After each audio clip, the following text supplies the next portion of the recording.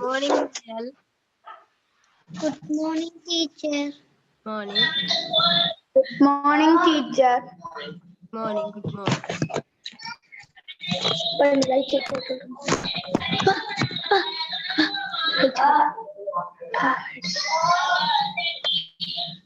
நாம் பயன்படுத்துபவை தொடர்பான அந்த அலகிலிருந்து நாங்கள் பார்க்கிறோம். முதலாவது விஷயத்தை பாருங்க பிள்ளைகள். சேவை வழங்கும் அதிகாரிகளும் நிறுவனங்களும் எந்தெந்த நிறுவனங்கள்ல இருந்து உங்களுக்கு சேவைகளை நாங்கள் பெற்றுக்கொள்கின்றோம். பொதுமக்களுக்கு எவ்வாறான சேவைகளை இந்த அதிகாரிகள் நிறுவனங்களினூடாக வழங்குகிறார்கள் என்று இருக்கிறத நாங்கள் பாவம். இது கடந்த வகுப்புல முதல் இருந்த வகுப்புல நாம் இலங்கை 2 அலகில இதை நாங்கள் விரிவாக பார்த்து நாங்கள் கிராம சேவையாளர் அலுவலகத்திலிருந்து கிராம சேவையாளர் தனங்களுக்கு என்ன சேவைகளை வழங்குற அதிகாரி என்னென்ன சேவைகளை கிராம சேவையாளர் அலுவலகம் உங்களுக்கு வழங்குகிறது, என்னென்ன சேவைகளை வழங்குகின்றது? கிராம சேவையாளர் எங்களுக்கு என்னென்ன சேவைகளை வழங்குகிறது? வதிவிடத்தை உறுதிப்படுத்துவர். எங்களுடைய கேரக்டர் சர்டிபிகேட் நற்சான்றிதழ் எங்களுக்கு கிராம சேவையாளர் மூலமாகத்தான் எங்களுக்கு கிடைக்கும். அடுத்தது என்ன? தேசிய அடையாள அட்டைகளுக்குரிய தகவல்களை நாங்கள் வழங்குறது, யாரிடம் வழங்குறது? கிராம சேவையாளர் அதிகாரி மூலம்தான் எங்களுக்கு கிடைக்கின்றது.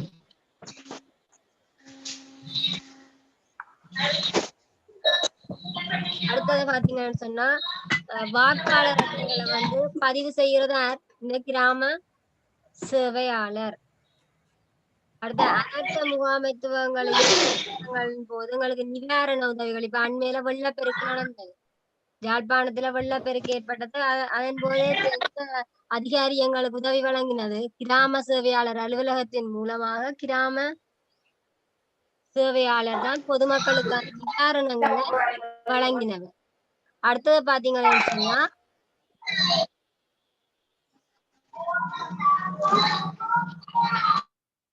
பிரதேச செயலகத்திலிருந்து என்ன? பிரதேச செயலர் சேவைகளை வழங்குற அதிகாரி பிரதேச செயலர். யாருக்கு சேவைகளை பெற்றுக்கொள்றது? பொதுமக்கள் தான் சேவைகளை பெற்றுக் கொள்வார்கள். பொதுவாக இவ்வாறான இந்த கிராம சேவையாளர் அலுவலகம், பிரதேச செயலகம், போலீஸ் நிலையம், இலங்கை போக்குவரத்து சபை, மருத்துவமனை, அஞ்சல் அலுவலகம் இவற்றின் மூலம் சேவைகளை பெற்றுக்கொள்றது யார்? பொதுவாக பொதுமக்கள் தான் சேவைகளை பெற்றுக்கொள்வார்கள். அதிகாரிய பாருங்க. அடுத்ததா பாருங்க, பிரதேச செயலகத்தினுடைய சேவைகள் என்னென்ன சேவைகள்? பிரதேச செயலகத்திலிருந்து பொதுமக்களுக்கு எவ்வாறான சேவைகள் கிடைக்குது? பிறப்பு இறப்பு அத்தாட்சி பத்திரங்கள் இது பிரதேச செயலகத்தின் மூலம் தான் எங்களுக்கு கிடைக்குது. அடுத்தது அதே மாதிரி வதிவிடத்தை உறுதிப்படுத்துறது. கிராம சேவையாளர்கிட்ட இருந்து நாங்கள் வதிவிடத்தை உறுதிப்படுத்தி வேண்டினோம்னு சொன்னா அதற்கான ஒப்பத்தை இந்த பிரதேச செயலர் வச்சாதான் அந்த சான்றிதழ் என்ன செல்லுபடியாகமானதாக கருதலாம். அடுத்தது என்ன? வாகனங்களுக்கான வருடாந்த அனுமதி பத்திரத்தை வழங்குறது. பொதுமக்களினுடைய அன்றாட பிரச்சனைகளுக்கான தீர்வினை வழங்குறது எது? இந்த பிரதேச செயலகத்தினூடாகத்தான் அவர்களுடைய பிரச்சனைகளுக்கான தீர்வு கிடைக்கின்றது. அடுத்த பாத்தீங்கன்னு சொன்னா போலீஸ் நிலையம் நிறுவனம் எது? போலீஸ் நிலையம். போலீஸ் நிலையத்தின் அதிகாரி போலீஸ் அதிகாரி என்று சொல்லுவோம். போலீஸ் அதிகாரியால என்ன எங்களுக்கு பல்வேறுபட்ட சேவைகள் கிடைக்கின்றது. குடும்ப பிரச்சனைகளுக்கு தீர்வு வழங்குறத எதன் மூலம் தீர்வினை பெற்றுக்கொள்கிறார்கள்? போலீஸ் நிலையத்தினூடாகத்தான் பெற்றுக்கொள்கிறார்கள். அடுத்து என்ன? குற்றங்கள் நடைபெறாம பாதுகாக்கிறது இந்த போலீஸ் அதிகாரி. போலீஸ் அதிகாரி மூலம் தான் இந்த குற்றங்கள் நடைபெறாமல் பாதுகாக்கிறது.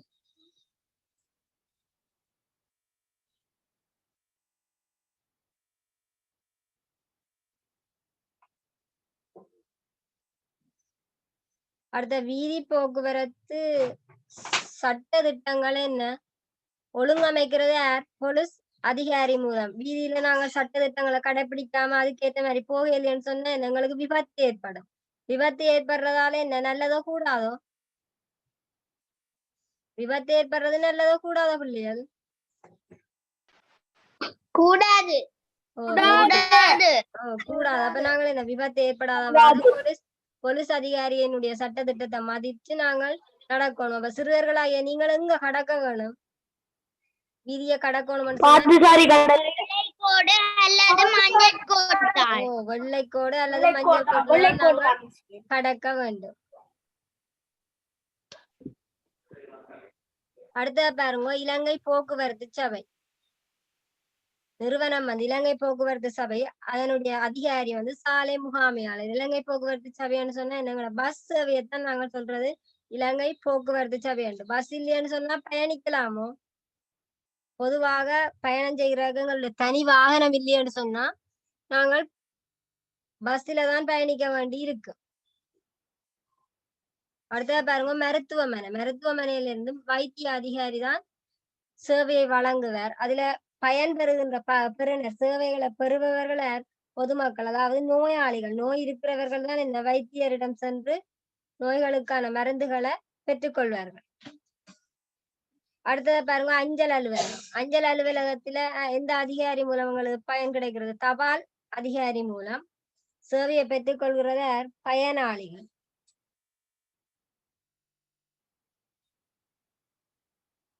முத்திரை வழங்குறது இந்த அலுவலகம். அஞ்சல் அலுவலகத்தின் மூலம்தான் முத்திரை வழங்குறது, பதிவு தபால்களை பதிவு செய்து பற்றுச்சீட்டுகளை வழங்குறது, மின்சாரத்துக்கான கட்டணம், நீருக்கான கட்டணங்கள் எல்லாத்தையும் எங்க வழங்குறது, செலுத்துறது அஞ்சல் அலுவலகத்தின் ஊடாகத்தான் செலுத்துறது. அடுத்து என்ன, விரைவு தபால், அதாவது கடுகதி அஞ்சல்னு சொல்லுவோம். அதெல்லாம் எங்க இருந்து அனுப்புற? நாங்கள் இந்த தபாலகத்துக்கு சென்றுதான் நாங்கள் அனுப்ப வேண்டி வரும். அது மட்டும் இல்லாம வெளிநாடுகளுக்கு நாங்கள் பார்சல் அனுப்ப போறோம்னு சொன்னா இங்க இருந்து அனுப்புவோம். இந்த அஞ்சல் அலுவலகத்தான் சென்று விரைவு ரீதியான பார்சல்களை நாங்கள் அனுப்பக்கூடியதாக இருக்குது.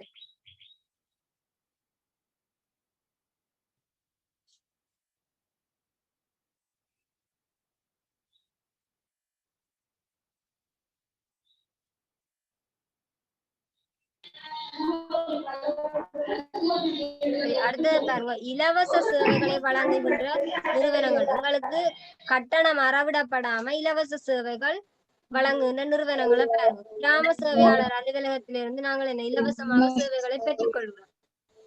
அடுத்தது பாருங்க, பிரதேச செயலகம். பிரதேச செயலகத்துல சில தேவைகளுக்காக கட்டணம் செலுத்த வேண்டி இருக்கும். எதுக்காக நாங்கள் கட்டணம் செலுத்த வேண்டிய பிறப்பு அத்தாட்சி பத்திரங்களை நாங்கள்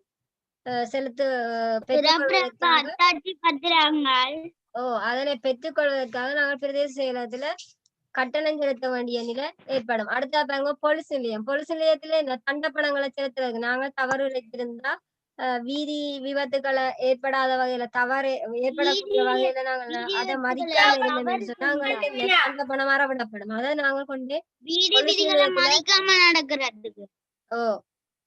அடுத்த பாருங்க, மருத்துவமனையும் எங்களுக்கு என்ன முழுமையாக இலவச சேவையை வழங்குகின்றது. தனியார் இல்ல, அரச மருத்துவமனைகள். அடுத்தது பாருங்க, அஞ்சல் அலுவலகம். அஞ்சல் அலுவலகம் என்ன இலவச சேவைகளை வழங்குகின்ற ஒரு நிறுவனம். அடுத்தது பாருங்க, சமுர்த்தி.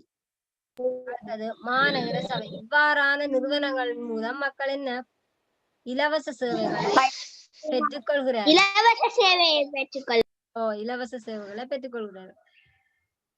அடுத்ததா பாருங்க, சில சேவைகளை பெற கட்டணம் செலுத்த வேண்டிய அரசு அலுவலகங்கள் என்னென்ன இப்ப நாங்கள் பார்த்து, பிரதேச செயலகத்துல இதுக்காண்டி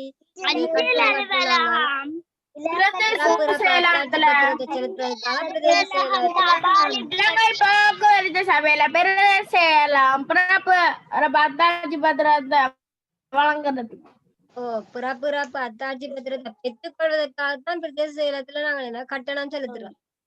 அடுத்த பாருங்க, இலங்கை போக்குவரத்து சபை. அடுத்தது அஞ்சல் அலுவலகம். ஆக நாங்கள் என்ன இலவசமாக இருந்தாலும் சில தேவைகளுக்காக நாங்கள் என்ன கட்டணம் செலுத்த வேண்டிய நிலை இருக்குது.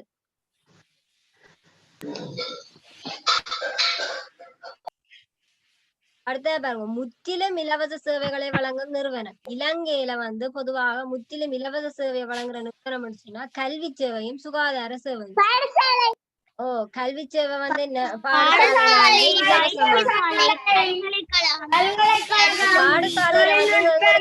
இலவசமாக கிடைக்குது. பாடசாலையில இந்த எங்களுக்கு இலவசமாக கிடைக்குது. இலவச பாடனும் கிடைக்குது. Very good. வேற என்ன சாப்பிடுறீங்களோ நீங்கள்? இலவச உணவு. இலவச உணவு சாப்பிடுறோம். அப்ப நாங்க இலவச பாடநூல் கிடைக்குது, இலவச சீருடை கிடைக்குது, சத்துணவு கிடைக்குது. அது மட்டும் இல்லாம நாங்க படிக்கிறதுக்கு காசு செலுத்துறோம் நாங்களோ இல்லையேன்னு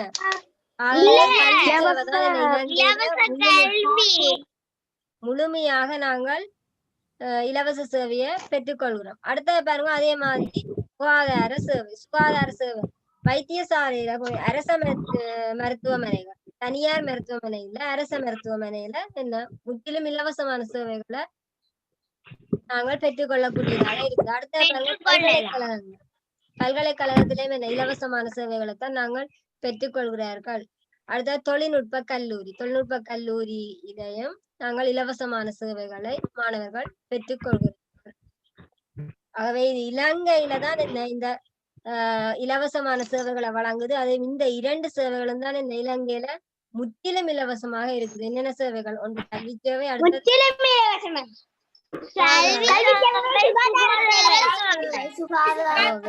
கல்வி சேவையும் சுகாதார சேவையும். சரி, அடுத்தத பாருங்க. பொதுமக்களுக்கு அரச ஊழியர்கள் சேவைகளை வழங்கும் விதம். இப்ப பொதுமக்கள் வரியினம் சொன்னா அரச ஊழியர்கள் நாங்கள் பொதுமக்களா நாங்கள் ஒரு அலுவலகத்துக்கு போறோம். அங்க அந்த ஊழியர்கள் பொதுமக்களோட எவ்வாறு நடந்து கொள்கிறார்கள், எவ்வாறு அந்த சேவையை வழங்குகிறார்கள் என்று சொல்லி நாங்கள் இப்ப பார்ப்போம். கண்ணியத்துடனும் ஒழுக்கத்துடனும் சேவையை வழங்குறது என்ன மரியாதையாக அவர்களை நாங்கள் கூப்பிட்டு இங்க வாங்க, என்ன தேவைக்கு வந்திருக்கிறீங்கன்னு சொல்லி அவர்களை நாங்கள் என்ன பணிவாகத்தான் நாங்கள் அவர்களை கேட்டு அவர்களுக்கு தேவையானதை நாங்கள் நிறைவேற்ற வேண்டும். இல்லாம கோபத்தோட எரிஞ்சு விழுந்து பேசிக்கொண்டிருக்கலாமோ இல்லையேன்னு அது அப்படியெல்லாம் செய்யக்கூடாது. நம்பிக்கையா அவர்களுக்கு ஏற்ற வகையில நாங்கள் அவர்களோட மரியாதையாக நடந்து கொள்ள வேண்டும். அடுத்த பாருங்க, வினைத்திறனாகவும் விளைத்திறனாகவும் செயற்பாடுகளை வழங்குதல். ஒரு ஆள் 8 மணிக்கு 8 மணிக்கு அந்த சேவையை பெறணும்னு சொல்லி வாராருன்னு சொன்னா அவரை நாங்கள் 12 மணி மட்டும் வச்சு காத்து கொண்டிருக்கலாமோ? ஆகவே நாங்கள் அவருக்கு தேவையானதை உடனடியாக நாங்கள் உடனடியாக அவருக்குரிய வேலையை நாங்கள் செய்து அவரை அனுப்பி விடணும். அடுத்த பாருங்க, லஞ்சம் வாங்குவதை தவிர்த்து. சில பேர் காசு கொண்டு வாங்க இந்த சேவையை அவர்கிட்ட இருந்து பெறணும்னு சொன்னா இங்களா காசு கொடுத்தாலும் எங்களுக்கு அதை செய்து தாங்கன்னு சொல்லி சில பேர் வருவாங்க. அப்படி நாங்கள் லஞ்சம் வாங்கக்கூடாது. அரச ஊழியர்கள் லஞ்சம் வாங்கக்கூடாது. அடுத்த பாருங்க, நம்பிக்கை ஊட்டுதல். கிடைக்கும்னு சொன்னா என்ன பொதுமக்களுக்கு அப்படி இல்லாம ஒரு வகையில அவர்களுக்கு நம்பிக்கை ஊட்டி அவர்களை அந்த சேவையை நாங்கள் பெற வைக்க வேண்டும். அடுத்தது பாருங்க, மரியாதை நேர்மை மனச்சாட்சியுடன் நடத்த.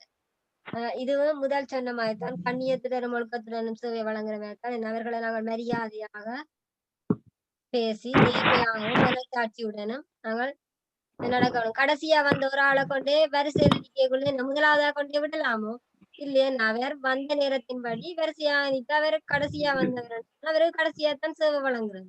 முதலாவதா வந்த நபரை விட்டுட்டு கடைசியா வந்தவரை கொண்டு நாங்கள் சேவையை கொடுக்க முடியாது.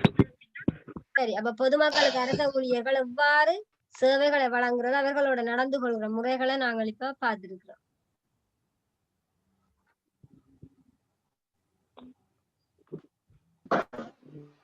அடுத்ததை பாருங்க, நாம் கட்டணம் செலுத்தி பெறுகின்ற சேவைகள்.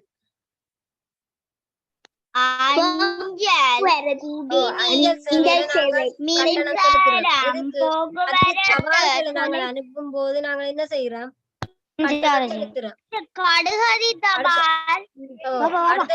குடிநீர். சில வீடுகளில் குடிநீர் குழாய் மூலம் தான் நீரை பெற்றுக் கொள்கிறோம். இதுக்கு நாங்கள் எங்க கொண்டு கட்டணம் செலுத்துறோம்? அஞ்சல் அலுவலகத்துல கட்டணம் செலுத்துகின்றோம். அடுத்ததை பாருங்க, போக்குவரத்துக்கு காசு கொடுக்காம யாராவது பயணிக்கலாமோ? பஸ்ல நாங்கள் போறோம்னு சொன்னா காசு இல்லாம நாங்கள் பயணம் செய்யலாமோ? இல்ல, அதுக்கேற்ற அளவு காசை நாங்கள் பயணம் செய்யலாம். அடுத்த பாருங்க, மின்சாரத்துக்கு காசு செலுத்துற நாங்களோ என்ன அஞ்சல் அலுவலகத்திலையும் கொடுக்கலாம். இல்லைன்னு சொன்னா என்ன வங்கிகளிலேயும் இதுக்கான கட்டணத்தை நாங்கள் செலுத்தலாம். அடுத்ததா பாருங்க தொலைபேசி. தொலைபேசி சேவைக்கு நாங்கள் கட்டணம் காசு போட்டாதான் நாங்கள் கோல் கதைக்கலாம், இல்லையா கதைக்கலாமோ? நாங்கள் ஒரு தகவல்களை பரிமாறிக்கொள்ளணும்னு சொன்னா இந்த தொலைபேசிக்கு நாங்கள் காசு போட்டாதான் கதைக்கலாம். ஆகவே நாங்கள் கட்டணம் செலுத்தி பெறுகின்ற சேவைகள் வந்து அஞ்சல் சேவை, அடுத்தது குடிநீர், போக்குவரத்து, என்ன மின்சாரம், தொலைபேசி, கட்டணம் செலுத்தி இந்த சேவைகளை நாங்கள் பெற்றுக் கொள்கிறோம். அடுத்தது பாருங்க தையல் வகைகள். தையல் வகைகள் வந்து 2 வகையா இருக்குது. அடிப்படை தையல்னு சொல்லி இருக்குது. அடுத்தது என்ன அலங்கார தையல். இது 2 அடிப்படை தையல்னு வந்துட்டு அலங்கார தையல். ஒன்று அடிப்படை தையல், மற்றது அலங்கார தையல். இதுல அடிப்படை தையல்ல 4 தையல் இருக்கு. திருநூலோடி, பெருநூலோடி, சோம் தையல், புத்தம் தையல்னு சொல்லி 4 தையல் இருக்குது. அதே மாதிரி அடுத்ததை பாருங்க அடிப்படை தையல். நரம்பு தையல், கம்பளி தையல், அடிப்படை தையல்ல 4 இருக்குது. திருநூலோடி, பெருநூலோடி, சோம் தையல், விஸ்வம், இந்த 4 அடிப்படை தையல். அடுத்தது வந்து அலங்கார தையல். அலங்கார தையல் என்ன இருக்கு? அலங்கார தையல பாருங்க நரம்பு தையல், கம்பளி தையல், சங்கிலி தையல், குறுக்கு தையல், மீன்முண்டு தையல். அலங்கார தையல் வகைக்குள்ள அடங்குறதுதான் என்ன நரம்பு தையல், கம்பளி தையல். இந்த 5 தையல் வகையும் அலங்கார தையல். 2வது அடிப்படை தையல் என்று எழுதப்பட்டிருக்கு. இது அலங்கார தையல். அலங்கார தையல் தான் வந்து இந்த 5 தையலும். என்னென்ன இருக்குன்னு சொல்லுங்க பாப்போம். அலங்கார தையல்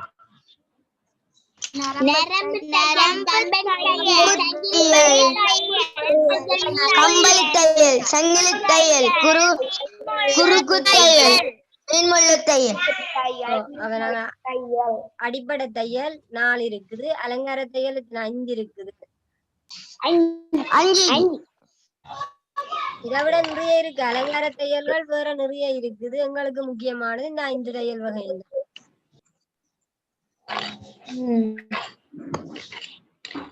அடுத்த பாருங்க இந்த தையல் வகை என்னென்ன தைக்கிறதுக்கு எது பயன்படுதுன்னு சொல்லி பார்ப்போம். இந்த கம்பளி தையல் எதுக்கு தைக்கிறோம்? தெரியோட்டைக்கு இந்த கம்பளி தையலைத்தான் நாங்கள் தைக்கிறோம். அடுத்த பாருங்க மடிப்புகள். மடிப்பு குளியாம இருக்கிறதுக்கு நாங்கள் என்ன பெருநூலோடி அது தைப்போம். அடுத்த பாருங்க துணியை ஒன்றின் மேல் ஒன்று வைத்து பொருத்துறது.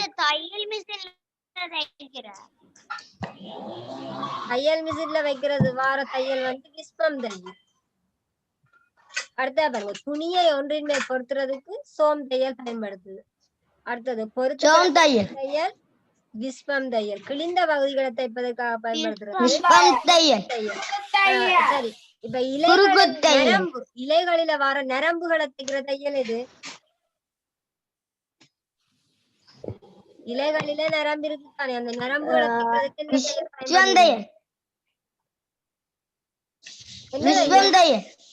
நரம்பு தையல். தைக்கிறது நரம்பு தையல். பூவை தைக்கிறதுக்கு எதுவா இருக்கு?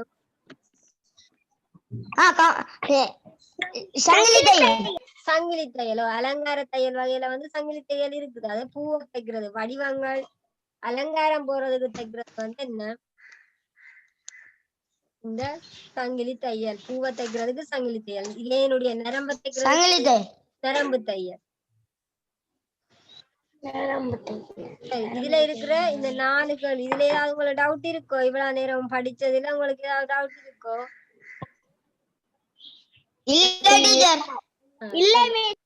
அடுத்தது நாங்க 4 வினா இருக்கு. இந்த 4 வினாக்குமான சரியான விடிய கடந்த வகுப்பிலேயே ஒரு தரம் சரியான விடிய எழுதி அனுப்பல எனக்கு. கடந்த வகுப்பிலேயே ஒரு தரம் சரியான விடிய எழுதி எனக்கு அனுப்பல. இன்னைக்கு சரியான விடிய கட்டாயமா எழுதி அனுப்புங்க. சரியா பிள்ளையால்? எல்லாரும் இந்த வினாவுக்கான விடிய எழுதி விரைவாக அனுப்புங்க.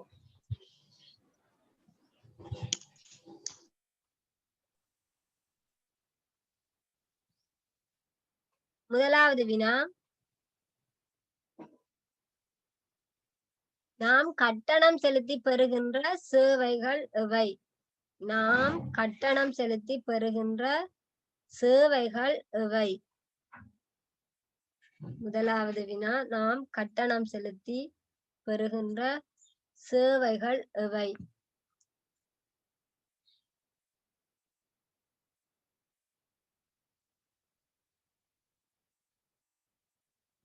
சரி, இரண்டாவது வினா, அடிப்படை தையல்கள் எவை? அடிப்படை தையல்கள் எவை? இரண்டாவது வினா, அடிப்படை தையல்கள் எவை?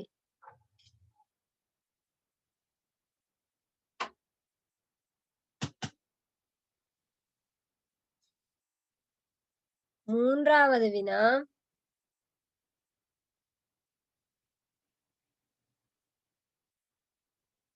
முற்றிலும் இலவசமாக கிடைக்கும் சேவைகள் எவை? இது விளையால் இலங்கையில்னு போடுங்க. இலங்கையில் முற்றிலும் இலவசமாக கிடைக்கும் சேவைகள் எவை? முற்றிலும் இலவசமாக இருக்க வேண்டும். அந்த சேவைகள் என்னென்னு சொல்லி சொல்ல வேண்டும்.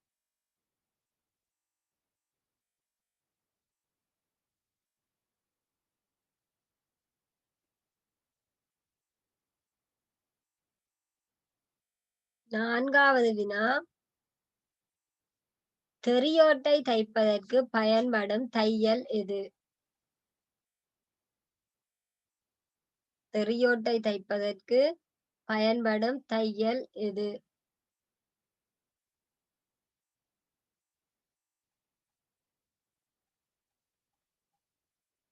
தெரியோட்டை தைப்பதற்கு பயன்படும் தையல் எது?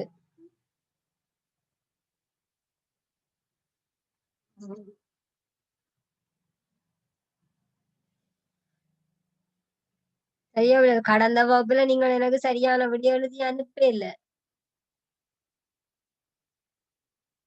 சரி, இதுக்கான 4 வினாவுக்குமான விடையை நீங்கள் உடனடியாக எழுதி அனுப்புங்க பிள்ளைகள்.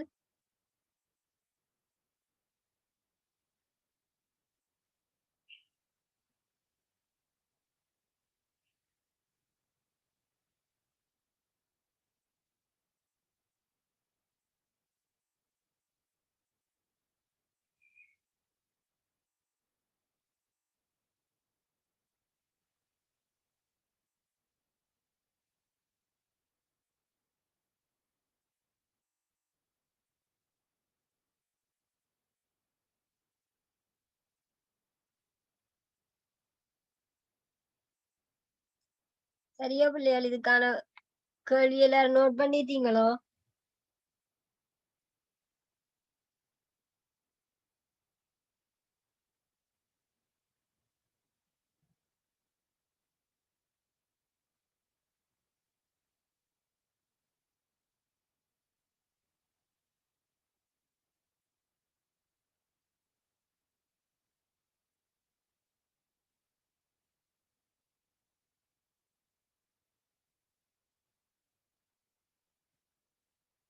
சரியா பிள்ளைகள், எல்லாரும் நோட் பண்ணிட்டீங்க?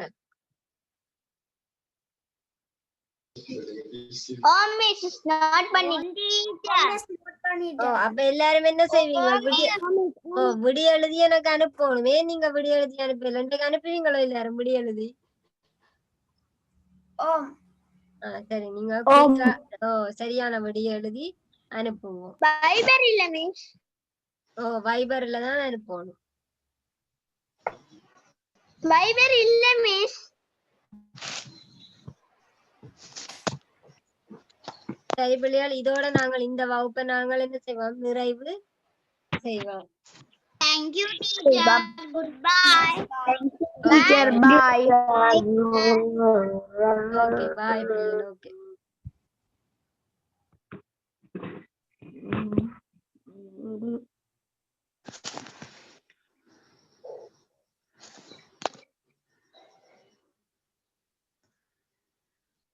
Thank you, teacher. Thank you, teacher. Okay, bye. Bye.